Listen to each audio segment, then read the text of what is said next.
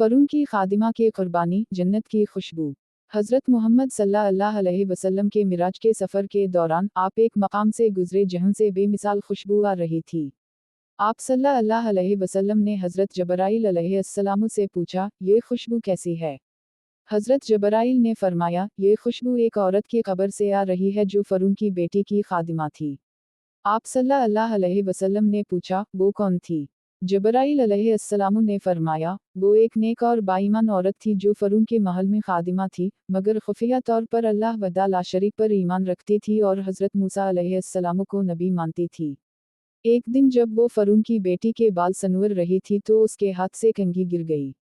इसने गैर इरादी तौर पर कहा, बसम अल्लाह। फरून की बेटी हैरान हुई और बोली, तुमने अल्लाह का नाम लिया? क्या मेरे बाप के अलावा भी कोई खुदा है? खादिमा ने बहादुरी से जवाब दिया, तुम्हारा बाप और मैं दोनों अल्लाह के बंदे हैं। वही मेरा और तुम्हारे बाप का रब है। ये बात फरून को बताई गई। फरून ने फौरन उसे दरबार में बुलाया। इससे पूछा, किया तुम वाकई किसी और खुदा पर ईमान रखती हो? इसने कहा, मैं सिर्फ अल्लाह पर ईमान रखती हूँ। फरून ने उसे डराया धमकाया, मगर वो ना डरी ना झपकी। फिर फरून ने एक बड़ा देगचा तेल से भरवा कर गर्म करवाया। इसने हुक्म दिया कि खादिमा के बच्चे एक एक करके उसमें डाले जाएं ताकि वो ईमान छोड़ दे। पहले बच्चे को जलते तेल में डाला गया, मां की आंखों के सामने, मगर उसका ईमान मुतज़लज़ल ना हुआ। फिर दूसरा तीसरा बच्चा। वो देखती रही, सब्र करती रही।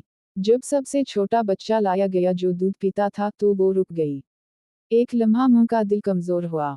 तब अल्लाह ताला ने इस बच्चे को बोलने की ताकत दी। बच्चे ने कहा, अम्मी सब्र करो, आप हक पर हो। ये सुनकर मां ने हौसला पाया और वो भी तेल में डाल दी गई। इसकी रूह अल्लाह के हुजूर पहुंच गई और अल्लाह ताला ने उसके कब्र से ऐसी खुशबू जारी फरमाई कि रसूल अल्लाह सल्लल्लाहु अलैहि वसल्लम ने इसे आसमान पर महसूस किया। ये खादिमा ना कोई बादशाही रखती थी, ना शहजादी थी, सिर्फ एक सादा औरत थी, मगर उसका ईमान, इसकी कुर्बानी और इसका